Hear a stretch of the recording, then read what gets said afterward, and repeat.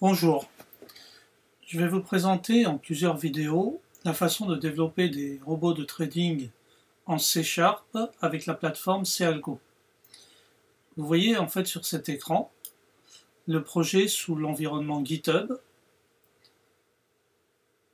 Donc ici, on voit donc mon compte et les différents projets que j'ai mis sur GitHub, et en particulier Martingale Forex qui est un robot de trading qui fonctionne sous Cealgo. Alors, je vais vous expliquer un petit peu comment j'ai fait pour gérer l'ensemble entre Cealgo, Visual Studio et GitHub. Alors pour Visual Studio, j'utilise une machine virtuelle. Voilà, ici. Donc il faut utiliser la version 2013 de Visual Studio. Donc j'utilise une machine virtuelle pour gérer la programmation et les tests à l'intérieur de la machine virtuelle, ce qui me permet de libérer une deuxième machine pour tout ce qui est production. Lorsque j'utilise un robot en production, ben, il tourne sur une autre machine à laquelle j'accède avec Microsoft Remote Desktop, vous voyez. Donc là on est à Windows 7 et vous voyez le robot qui est en train de tourner. Il est associé à un compte que je vous montrerai après sur Semiroir pour voir ses résultats sur plusieurs jours. Donc là vous avez donc sur la machine virtuelle Cealgo avec Martingale Forex. Donc on va l'éditer dans Visual Studio, il suffit de cliquer sur ce petit chevron vers le bas, de cliquer ensuite sur Edit in Visual Studio pour le voir aussitôt apparaître dans Visual Studio. Voilà. Hop, on va faire comme ça. On va afficher la solution. Voilà. Hop. Donc on est ici. On va essayer de repartir de zéro, c'est-à-dire qu'on va supprimer le lien avec GitHub et je vais recréer pour vous le lien pour que vous puissiez refaire exactement la même chose sur votre ordinateur. Donc d'abord on va quitter. Ah oui, il faut quand même vérifier s'il n'y a pas de modification. Je pense qu'il n'y en a pas. S'il y en a une, donc on va la mettre à jour, mise à jour. On va sauvegarder tout ça sur le serveur GitHub. Voilà, c'est fait. Maintenant, on va se désynchroniser d'ici. On va par exemple prendre celui-ci. Revenir. Donc, on clique sur la prise ici. Ça permet de visualiser l'ensemble des projets GitHub. Et ensuite, je supprime ce clonage que j'ai fait de Martingale Forex, qui a pour effet de supprimer tous les fichiers qui se trouvent dans le dossier Martingale Forex. Et je vais vous expliquer maintenant comment faire pour commencer de zéro. Donc, vous allez d'abord sur le site GitHub, vous recherchez Martingale Forex, vous allez tomber sur cette page. Ici, vous cliquez sur Copy to Clipboard. Ça va copier en fait le projet master, c'est-à-dire les dernières modifications. Vous revenez ensuite sur Visual Studio et vous cliquez ici d'abord sur Team Explorer, puis ensuite sur Clone. Vous collez ce que vous avez copié tout à l'heure. Et ici, on va lui demander de cloner dans le répertoire de Cealgo. Donc on va sur Cealgo, qui se trouve dans User, Documents, Cealgo. Alors on sélectionne le dossier source et robot, puisque c'est un robot. Alors je vais enlever celui-là, puisqu'il ne sert plus, puisque je suis en train de recloner. Voilà. Et on valide par OK.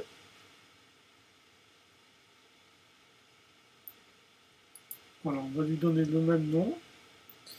Alors, sur ma machine Apple, Macintosh, je ne sais toujours pas, enfin j'ai su mais j'ai oublié, comment on fait pour faire un anti-slash avec le clavier, puisque Macintosh est très original, il enlève des touches du clavier. Après, débrouille-toi pour les retrouver. Il n'y a pas que ça qui fait, il y a des trucs par exemple assez amusants, comme on ne peut pas créer un nouveau fichier avec Finder, c'est amusant ça. On ne peut pas faire bouton droit, créer un fichier ou créer un dossier. À quoi sert un explorateur alors dans ce cas? Mais bon. Donc on va le copier dans Martingale Forex.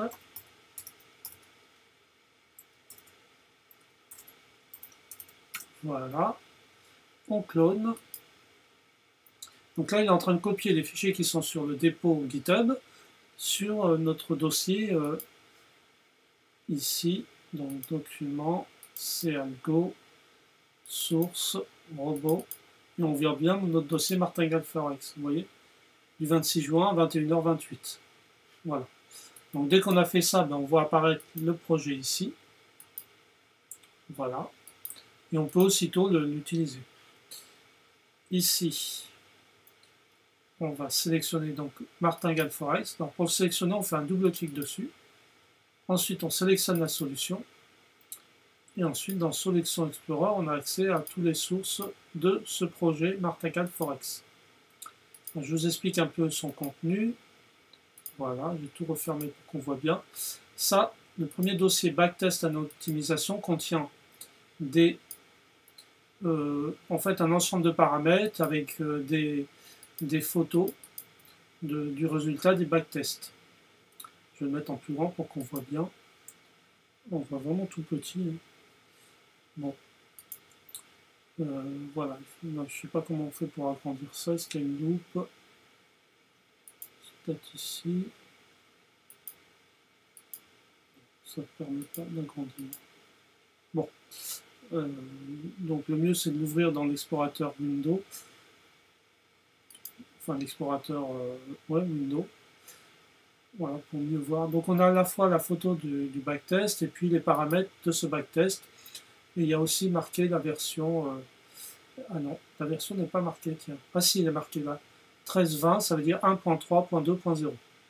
Donc on connaît la version qui a été utilisée et les paramètres utilisés. Donc ça permet de refaire les tests.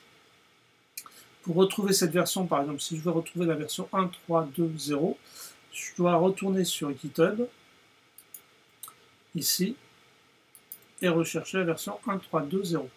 Je vous dis tout de suite, c'est compliqué parce que je ne l'ai pas noté dans les différents commits. Donc il faut chercher, mais a priori, bon, si vraiment vous voulez faire ça, vous cherchez. Hein. Il n'y a pas trop d'intérêt à revenir sur une version d'avant, sauf si les résultats sont meilleurs. Sinon, ça m'oblige en fait à chaque fois que je fais un commit, enfin à chaque fois que je vais sauvegarder sur le réseau, sur le serveur GitHub, ça m'oblige à rajouter ici la version. Voilà, c'est pour ça que je ne l'ai pas mis. Voilà. Ça aurait été bien peut-être de le faire. Mais voilà. Donc ça reprend, c'est le dossier des backtests et des paramètres. Ça, c'est un petit README qui explique un peu le projet. Argun stratégie, c'est une stratégie. Je vous expliquerai après ce que c'est qu'une stratégie dans un projet CAlgoBot.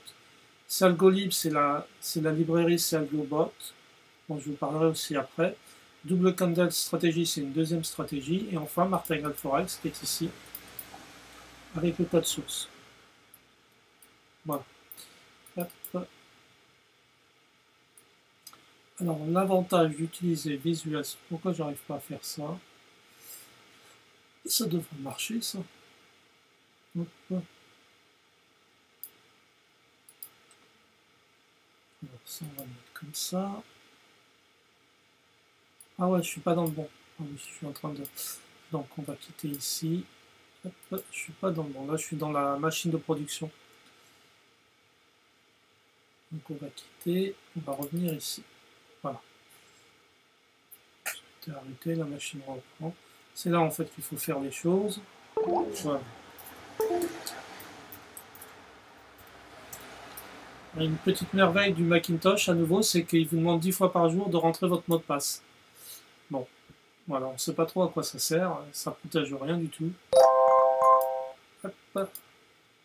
Voilà, donc ce que je voulais faire, c'est mettre ça à droite, et à nouveau, je n'y arrive pas. Pourquoi?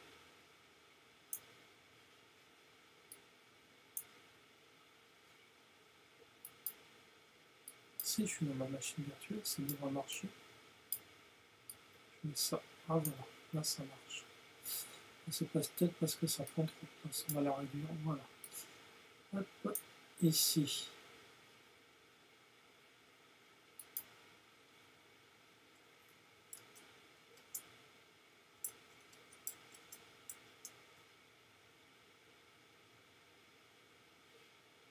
On va mettre ça comme ça.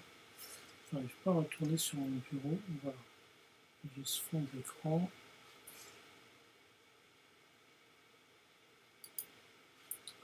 Bon, il y a des petits soucis de...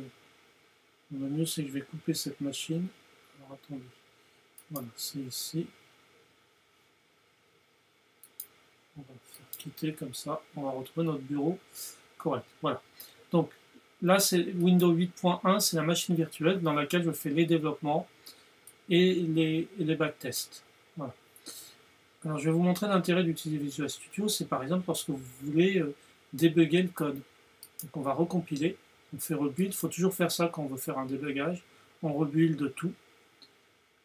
Donc, bouton droit sur, sur la solution et rebuild tout simplement. On voit en bas build succès, donc c'est bon. Ensuite, on va dans debug ici, menu debug, et on fait attach to process. Attach to process, et on sélectionne Spotware CLGO. Ça va permettre d'attacher donc notre code source à cette plateforme CLGO. Une fois qu'on a fait ça, on place des points d'arrêt. Donc je crois qu'il y en a quelques-uns, mais on va poser un point d'arrêt ici. Il suffit de cliquer dans la petite colonne ici en gris qui est à gauche, et ça crée un point d'arrêt. Ça veut dire que dès que le code va être exécuté sur la plateforme CLGO, on va avoir le curseur qui va arriver ici. Donc je lance ici Euro USD en M1. Donc c'est une machine de test, hein, ça n'a aucune influence sur... Voilà, pourquoi est-ce que je ne vois pas... Ah oui, je suis en debug. Vous avez vu qu'on a eu la main aussitôt sur le débugger et ensuite on peut passer d'une ligne à l'autre. On voit les variables en bas. Si on place le curseur sur une variable, on voit aussitôt sa valeur. Donc on peut, comme ça, s'il y a un bug, vérifier et tester le code qui s'exécute. Donc c'est très pratique. Plutôt que de mettre des prints telle variable, ce qui est complexe, et on oublie après de les enlever, etc. Donc ça permet de débugger très facilement. Voilà. Donc ça c'est l'intérêt d'utiliser Visual Studio comme plateforme de développement des robots. Et enfin, le fait d'utiliser GitHub, ça permet de gérer nos sources. Parce que dès qu'on a modifié un ensemble de sources, on peut les envoyer sur le serveur, il va gérer les différentes versions, etc. Voilà. Et en même temps, ça vous permet de les partager, de partager nos sources avec plein d'autres personnes. Si une autre personne veut voir le source, il suffit de faire, comme je vous ai montré tout à l'heure, Team Explorer, cliquer ici, faire clone, rentrer l'adresse qu'on a copiée à partir de GitHub, sélectionner le répertoire dans lequel on veut copier, et voilà, et c'est fini. Voilà. Je vous répète qu'il faut toujours copier dans le dossier CLGO source robot, hein, pour que ça marche bien. Voilà. Donc, c'est fini pour cette première vidéo. Alors, ce que je peux vous rajouter, je peux vous parler, si vous souhaitez, de différents sites qui sont intéressants à aller visiter. Bon, bien sûr, GitHub, hein, que je vous ai montré. IG, alors, c'est pas IG en soi qui est intéressant, mais c'est le fait qui permet d'avoir un environnement qui s'appelle ProRealTime. Sous Macintosh, quand on clique ici, ça ne lance pas la plateforme, on est obligé de passer par là et de cliquer là-dessus pour que la plateforme s'ouvre. C'est Macintosh encore. Moi, je suis mauvaise langue. À la rigueur, j'aurais pas dû lâcher comme ça, moi. Mais bon, voilà. Donc, bon, pendant que ça démarre, on va passer aux autres sites intéressants. Ah ben ça y est, il démarre. Donc, l'avantage de cette plateforme ProRealTime, c'est la facilité avec laquelle on peut gérer des graphiques. Voilà, par exemple ici le $index. Ben, on peut agrandir simplement en faisant CTRL roulette ou sur Macintosh CMD commande roulette. Vous voyez, vous pouvez agrandir, enfin rétrécir très rapidement. À la souris, vous cliquez et vous déplacez. Donc au niveau facilité d'utilisation de la plateforme, c'est super bien. Si vous voulez faire, je sais pas, moi tiens, on va calculer, tiens, on va réduire un peu, on va mettre comme ça, on va agrandir là. Voilà. Supposons qu'on veut, on va réduire comme ça pour qu'on voit tout. Hop, hop. Voilà, on voit tout. J'ai envie de de mettre une, bah tiens, par exemple, celui-ci, Fibonacci extension, je clique dessus. Vous voyez le petit truc qui accroche? Ça, c'est génial. On n'a pas à bouger la souris pour être sûr d'être bien sur le truc. Là, on voit tout de suite le carré. On clique et on maintient. On amène sur le deuxième, pareil, le petit carré qui s'affiche. Et on amène sur le troisième. Voilà. Par exemple, est-ce que ça l'a fait? Non, apparemment non. Hop. Pourtant, je suis sur le bon. Fibonacci extension. Voilà, on fait un premier. Hop, on déplace sur le deuxième. Sur le troisième, on clique. Bah non, ça ne le fait pas, c'est bizarre ça.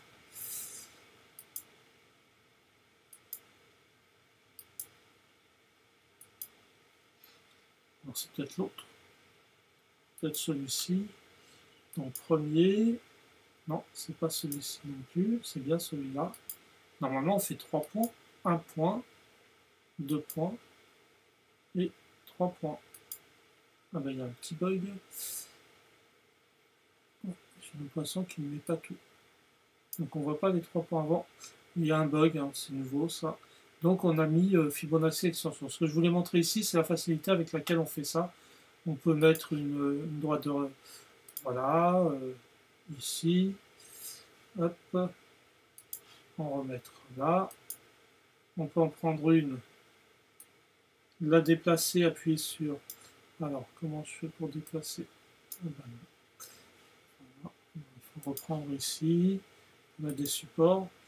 On peut modifier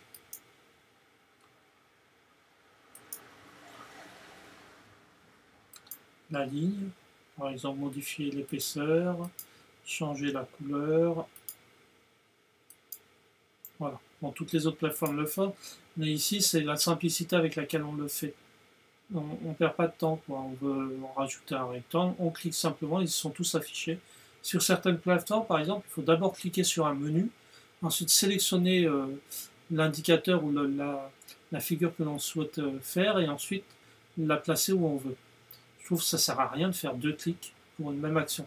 Surtout que c'est de l'analyse chartiste, donc on aura tout le temps besoin d'utiliser ce genre de choses. Donc autant les rendre apparents pour simplifier les choses. Voilà. Là, on construit nos graphiques rapidement, on voit bien les choses. Avec la souris, on peut réduire ou agrandir, on peut déplacer, on travaille de façon productive. Voilà. Donc c'était ça que je voulais vous montrer par rapport à IG. C'est le fait qu'ils nous permettent d'utiliser ProRealTime gratuitement. En fait, pas tout à fait gratuitement.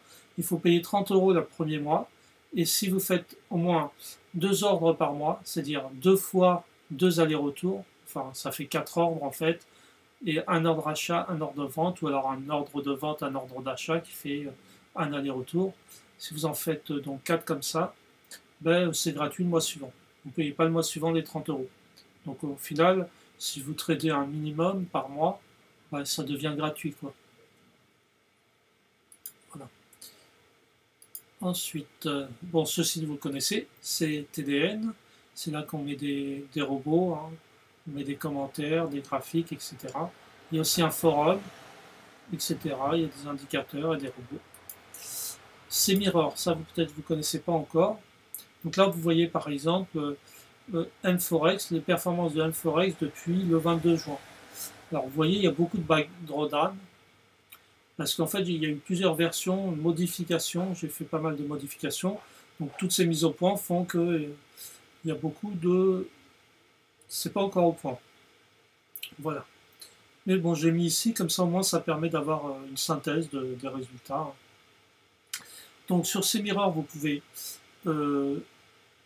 devenir un signal provider de votre propre compte. Donc vous pouvez créer un robot et l'exposer ici, et puis d'autres personnes peuvent les copier. Vous voyez ici par exemple sur ce compte MIFX, j'ai copié 5-6 comptes. Voilà. Je vous conseille que, alors comment on fait? Ici on a les différentes stratégies. On choisit une stratégie qui nous plaît, par exemple celle-ci, Amazon Test. On fait Start Mirroring. Dans celui-ci, il n'y a pas assez de données, il a commencé le 31 mars. Vous voyez, il n'a pas pris beaucoup de positions, 3.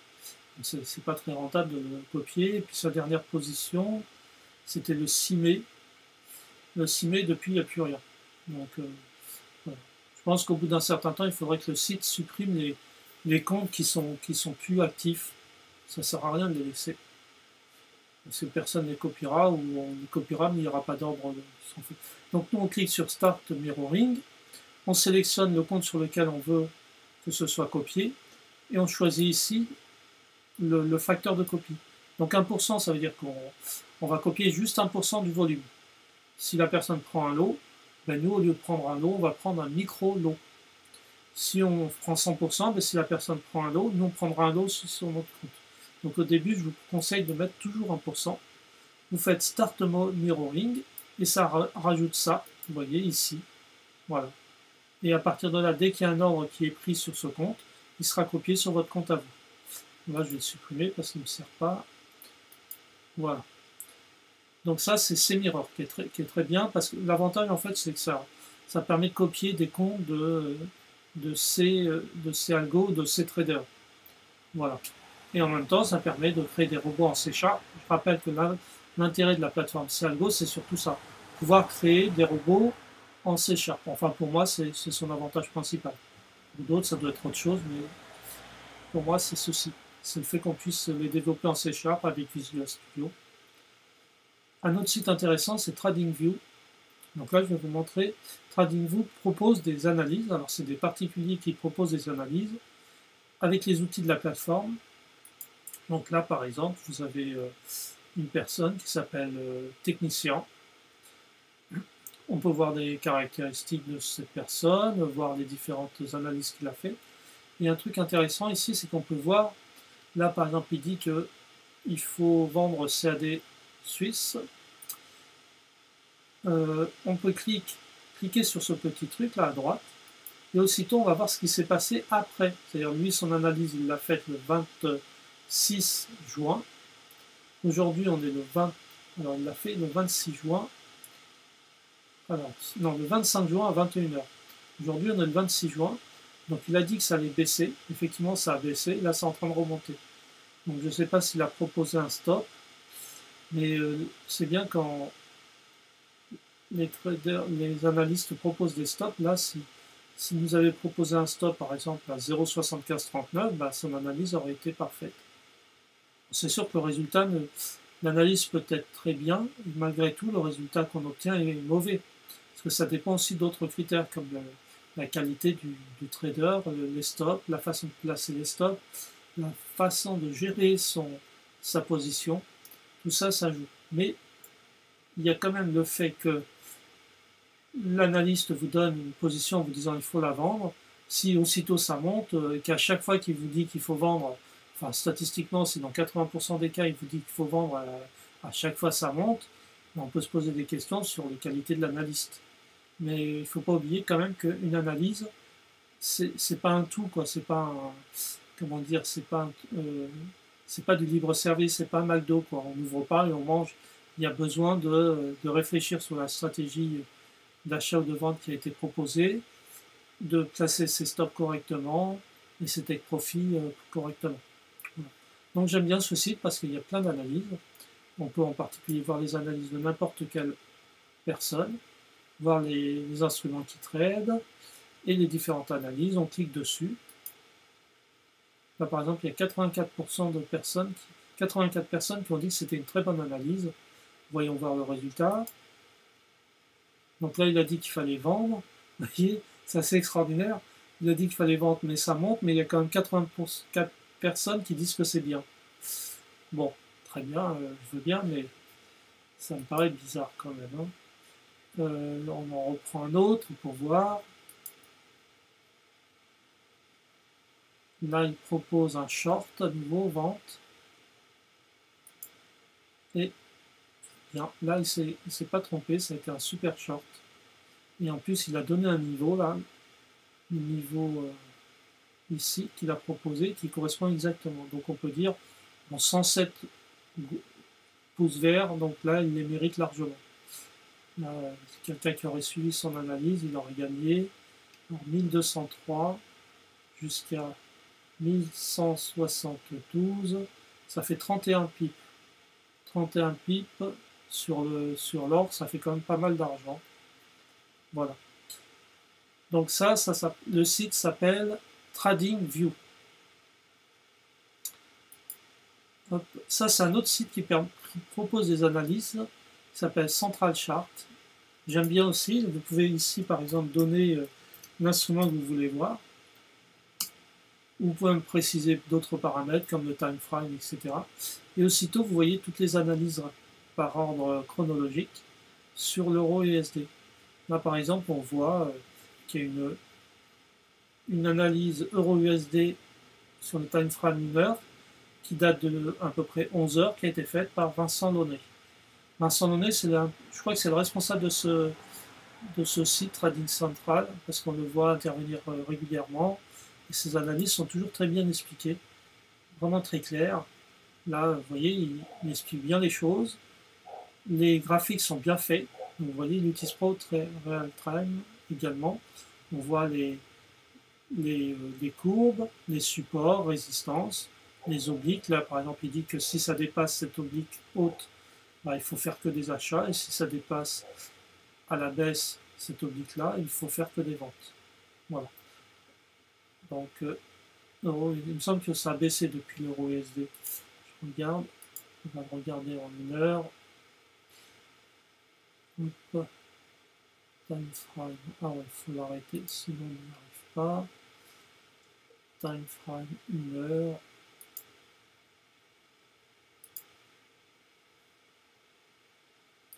Bah alors, hop. Alors là, à chaque fois, on perd du temps à cliquer plein de fois. Bon, ça fait à peu près 11 heures, on est le 26. Voilà, vous voyez ici, il y a un truc par exemple ici, c'est à gauche, ils ont oublié de mettre la réticule. Vous savez, quand vous avez la souris, ça nous donne un axe vertical et un axe horizontal. Ça permet de bien visualiser les trucs. Ça coûte rien de faire un truc comme ça. Il faudrait penser à le faire parce que ça simplifie les choses. Donc moi, je suis obligé à chaque fois de faire ça, prendre un truc vertical et de cliquer pour savoir où on est. Donc son analyse, elle est à peu près vers, il y a 11 heures. 11 heures, là il est 21 heures, donc c'était vers 10 heures à peu près. Hop, donc vers ici, et vous voyez, ça baisse. Hop. Donc à partir de là, il y a une baisse. Et son analyse, si on regarde bien, il proposait de vendre à partir de ce niveau-là, c'est-à-dire environ 1, on va dire 18, 1,18. 1,18, donc c'est un petit peu à peu près vers là. Donc son analyse, on peut dire qu'elle est correcte. Là, il y a eu la bougie rouge qui a cassé donc son support à lui. Hop, ouais. Et ensuite, la baisse. Là, ça remonte un peu. Il y a une petite correction. On est vendredi soir, c'est normal. Voilà. Je reviens donc sur des sites intéressants. Donc ça, c'est un site que j'aime bien qui s'appelle Central Chart.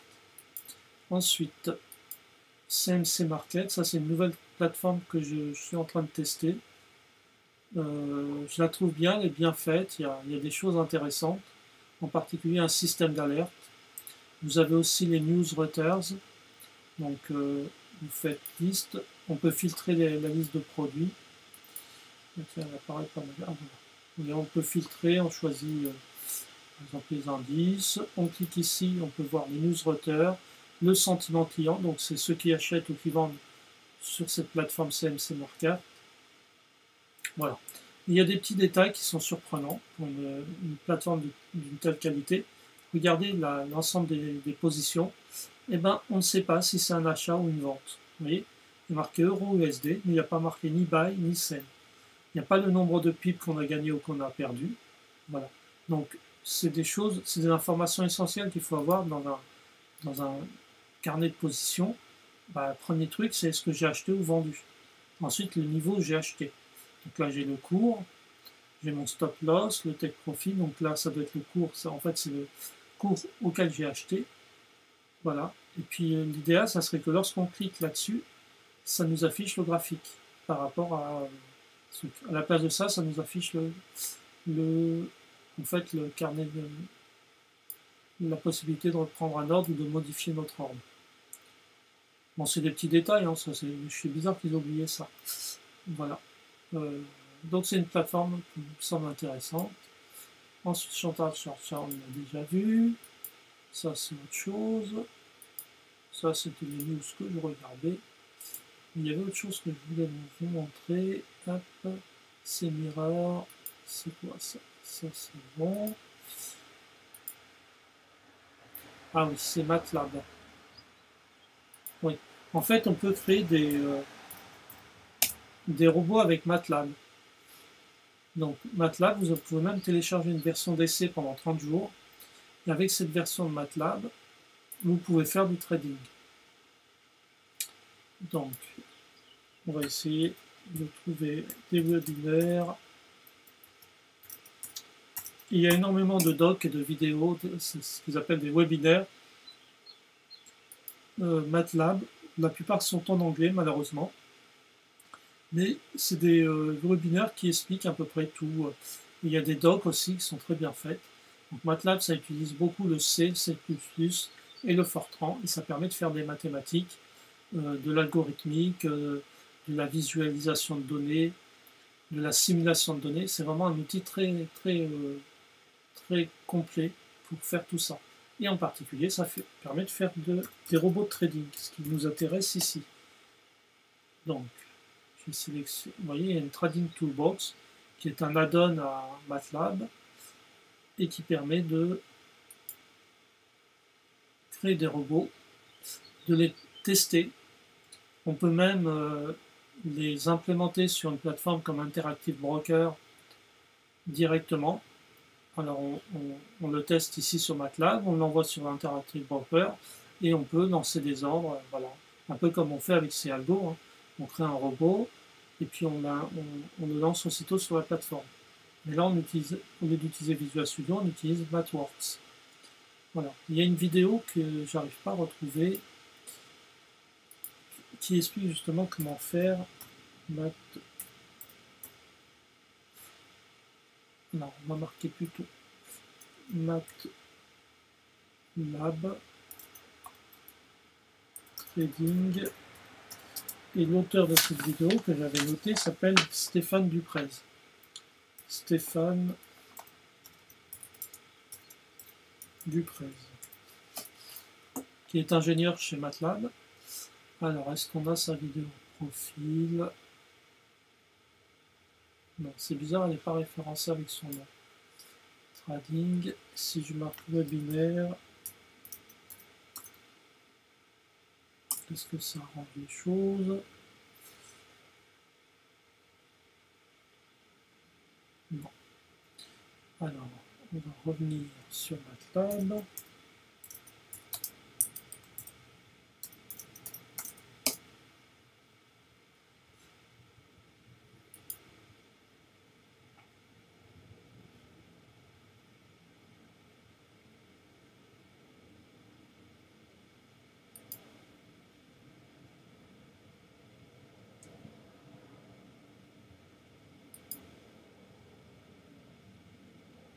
On peut faire quand même pas mal de choses. On voit, vous voyez, tout ce qui peut être fait avec MATLAB. Alors, il y avait un truc sur le trading. Je crois que j'ai créé un lien. Je suis bête, c'est vrai. Non, c'est pas vrai que je suis bête, hein. Mais je suis bête en ce moment. Je crois que c'est ça. Porter. Voilà. Je crois que c'est ça. Je suis pas sûr, mais voilà, c'est ça. Donc c'est Stéphane Bonjour et Duprez bienvenue qui au webinaire fait... sur le trading algorithmique avec MATLAB. Voilà, Je c'est suis ça. Stéphane Duprez, ingénieur chez MathWorks, spécialisé dans la finance quantitative. Ce webinaire aura pour but de vous montrer comment MATLAB peut être à la fois une plateforme pour l'implémentation de vos stratégies de trading, mais également une plateforme pour le déploiement vers la production de ces mêmes stratégies. Nous verrons au cours de multiples exemples comment... Voilà. Donc vous voyez, hein, là, on a de la chance, c'est en français.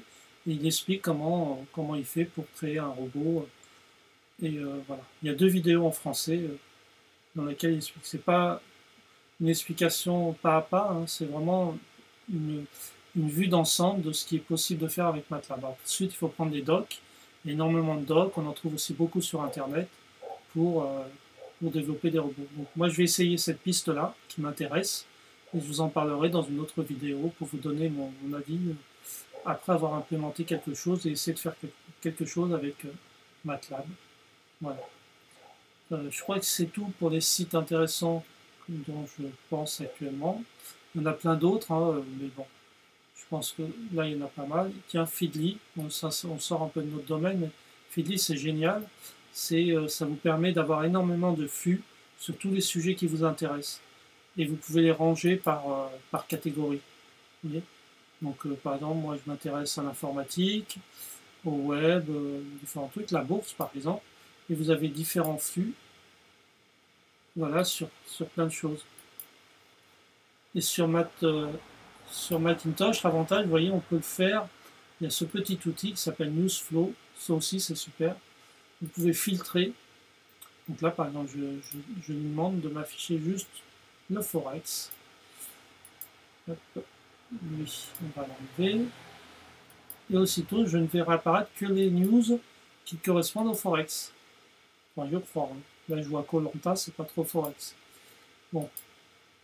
Ah oui, il faut cliquer ici. Il faut cliquer sur le bon onglet. Voilà. Et là, j'aurai toutes les news qui correspondent au Forex. Donc, qui arriveront au fur et à mesure, comme ça. Et dès qu'il y en a une qui m'intéresse, hop, je clique dessus. Mon navigateur affiche aussitôt la news en question. Voilà, ça fait gagner du temps, parce que plutôt que d'aller chercher l'information, c'est l'information qui vient à nous. Voilà. Bon, ben on va arrêter la vidéo là. J'espère qu'elle aura été productive pour vous, qu'elle vous aura intéressé. N'hésitez pas à me contacter par mail. Je suis sur Internet. Je m'appelle donc Acid Abdallah. J'ai un compte Facebook, un compte Twitter, un compte LinkedIn et un compte Viadeo. Et Google Plus aussi. Voilà, donc vous pouvez me trouver facilement sur Internet. N'hésitez pas à me poser des questions ou à mettre des commentaires sur cette vidéo. Et des pouces verts aussi, puisqu'on le dit souvent. C'est pas mal. Ça fait plaisir. Voilà, à bientôt. Je ferai d'autres vidéos par la suite.